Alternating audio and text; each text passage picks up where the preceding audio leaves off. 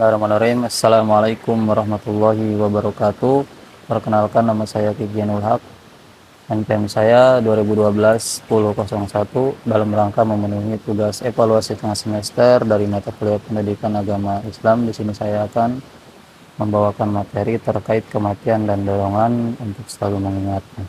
Pertama, kematian. Apa itu kematian? Kematian sendiri dapat diartikan sebagai suatu kejadian di mana roh kita diangkat dari jasad kita sehingga berakhirlah perjalanan hidup kita di dunia.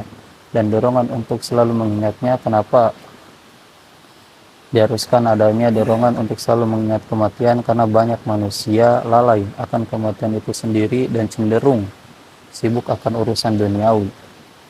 Hal ini juga terlihat dari fenomena banyaknya manusia-manusia yang seolah-olah lari dari kematian, sedangkan kematian itu sendiri merupakan suatu hal yang tidak dapat dihindari.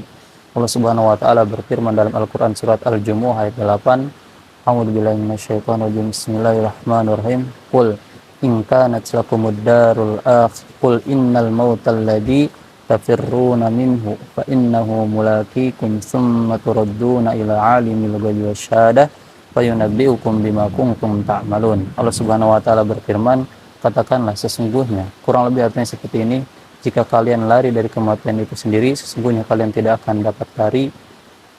Kemudian summa turadduna ila alimil ghaibi wasyahadah, kalian akan dikembalikan kepada yang mengetahui sesuatu hal yang gaib, yaitu Allah Azza wa Jalla, dan Allah mengetahui setiap perbuatan-perbuatan yang telah kalian lakukan di dunia.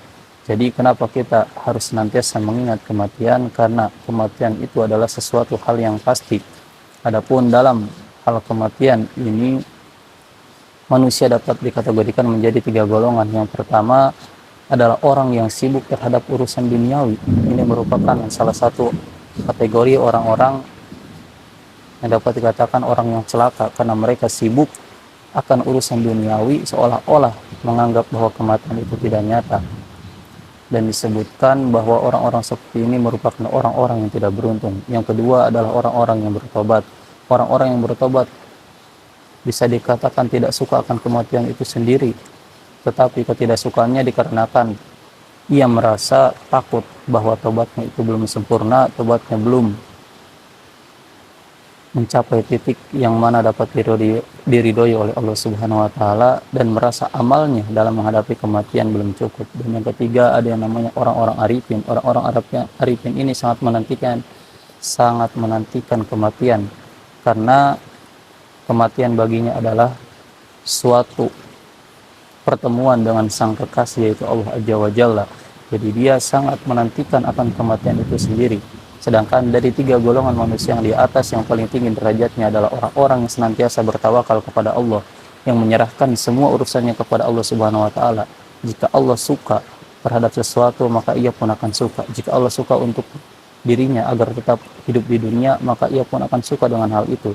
Dan jika Allah suka untuk dirinya menghadap kepadanya, yaitu dengan datangnya kematian, maka ia pun akan suka dengan hal itu. Dan orang-orang yang seperti ini merupakan orang-orang yang senantiasa mengisi kehidupannya dengan hal-hal kebaikan, dengan ibadah-ibadah yang senantiasa bisa mendekatkan dirinya kepada Allah Subhanahu wa taala. Baik, mungkin itu saja materi yang saya sampaikan terkait kematian dan dorongan kenapa kita harus mengingat selalu, kenapa kita dianjurkan, bahkan diwajibkan agar selalu mengingat akan kematian.